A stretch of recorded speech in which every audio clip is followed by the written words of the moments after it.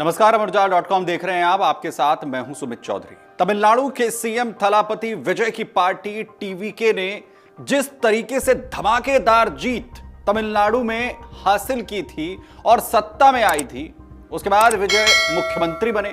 उसके बाद से तमिलनाडु में एक के बाद एक बड़े फैसले विजय ले रहे हैं। वहीं अब तमिलनाडु के सीएम थलापति विजय ने वो कर दिखाया है जिसका शायद ही किसी ने अंदाजा लगाया हो। दरअसल सरकार बनाने से पहले विजय ने तमिलनाडु की जनता से वादा किया था कि वो राज्य के लिए वो सब करेंगे जो पहले कभी नहीं हुआ।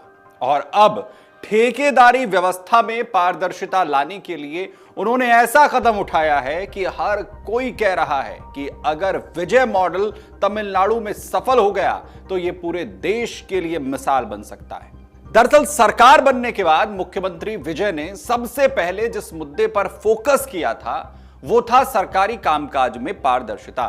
चुनाव के दौरान उन्होंने वादा किया था कि सरकार के फैसले बंद कमरों में नहीं लिए जाएंगे, राज्य की आर्थिक स्थिति जनता से नहीं छिपाई जाएगी और सरकारी ठेकों में मनमानी की जगह पूरी पारदर्शिता लाई जाएगी।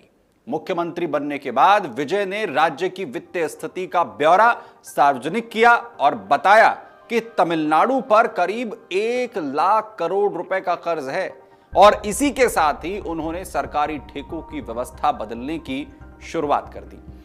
नई सरकार ने सबसे पहले उन टेंडर्स पर रोक लगाई जिन्हें पहले से तय माना जाता था या जिनमें कुछ चुनिंदा ठेकेदारों को ही फायदा मिलता था।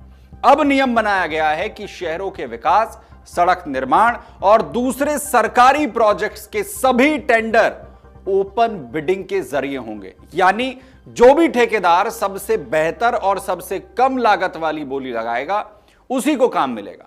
सरकार का दावा है कि इससे भ्रष्टाचार पर रोक लगेगी और सरकारी खजाने की बड़ी बचत होगी। वहीं सरकार के इस फैसले का असर अब जमीन पर भी दिखाई देने लगा है। रिपोर्ट्स के मुताबिक चेन्नई नगर निगम के सड़क मरम्मत से जुड़े टेंडर्स में पहली बार ठेकेदारों ने सरकारी अनुमान से 25 से 30% तक कम कीमत पर काम करने की पेशकश की है। यह बदलाव इसलिए भी बड़ा माना जा रहा है क्योंकि पहले यही ठेके सरकारी लागत से ज्यादा कीमत पर दिए जाते थे, यानी सरकार जितना अनुमान लगाती थी उससे भी ज्यादा रकम इन पर खर्च हो जाती थी। वहीं अम्बत्तूर इलाके का एक उदाहरण समझ लीजिए, इस बदलाव को और साफ कर देता है। यहां सड़क सुधार के एक प्रोजेक्ट की अनुमानित लागत थी 25 लाख रुपए जो तय की गई थी। इस टेंडर में कुल 9 ठेकेदारों ने हिस्सा लिया। इनमें सिर्फ एक ने सरकारी अनुमान से अधिक कीमत मांगी, जबकि बाकी